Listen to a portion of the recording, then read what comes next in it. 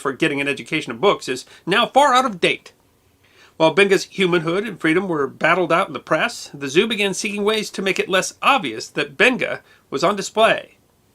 The ministers appealed to the New York City mayor, who wouldn't see them, and Madison Grant, secretary of the Zoological Society, later a noted eugenicist and often quoted by Hitler, who brushed them off.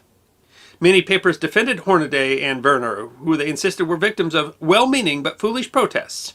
His every move was reported on daily and nationwide. In Los Angeles, a paper reported Benga could speak to orangutans. Reporters the world over wanted pictures, and one Frenchman even asked how much Benga was being sold for. Attendance at the park doubled compared to the same month a year earlier. Meanwhile, Benga grew tired of his captivity. He became combative, and Hornaday said he was hard to manage. Hornaday was confused when Benga refused to return to the monkey cage, and when he threatened to bite his keepers when they tried to force him. He remarked that Benga was an untamed ebony bunch of bother. 8 days after his initial unveiling, Benga was allowed to roam the park, but he was constantly swamped by hordes of visitors, howling, jeering, and yelling. Crowds were too much for the park keepers, and Benga struck a number of visitors as they chased him. Relentlessly pursued, he even shot one with his bow and arrow. On September 24th, he brandished a carving knife, and it took 3 keepers to disarm him. It was likely to everyone's relief when, in October, he was quietly removed and given to the care of Reverend Gordon's orphan asylum. Though Werner would offer to bring Benga back to Africa, Benga refused ever again to see the man who had taken him from his home. At the asylum, he learned to read and write and was sent to a farm to work. Eventually, he abandoned the program and sought to raise his own money, apparently hoping to book passage back to Africa on his own. In 1910, he moved to Lynchburg, Virginia, home to the Virginia Theological Seminary. It was reported that he would return to Africa as a missionary. He lived with a black family in Lynchburg and took some courses at the seminary. He became friends with Ann Spencer, a teacher who would later become a prominent poet of the Harlem Renaissance. In Lynchburg, he was called Ota Benga, and his teeth were capped. Benga seems to have relatively enjoyed his time in Lynchburg, where he told local children about his home and how to spearfish. Sometimes they watched him dance and sing around a fire.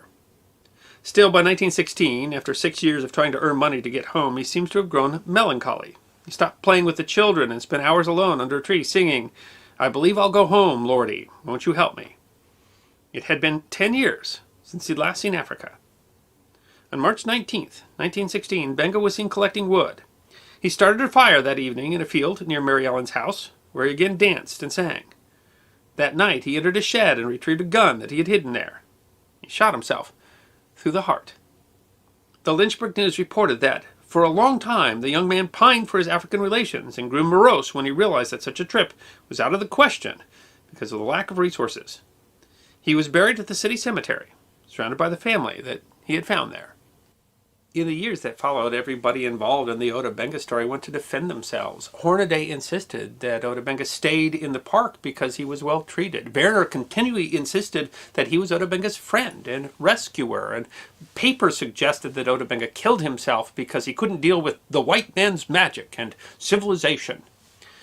But we have very little record of what Ota Benga himself thought of his own life story, whether he saw Werner as a friend or as a villain, why he returned to the United States a second time.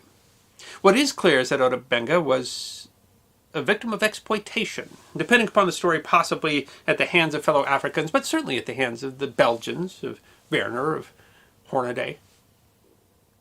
Ota Benga's life story is distressingly lacking the voice of Ota Benga, and yet it still deserves to be remembered. And one of the things that we can do as historians is give voice to the voiceless. And in that legacy offer a dignity that they might have been denied in life.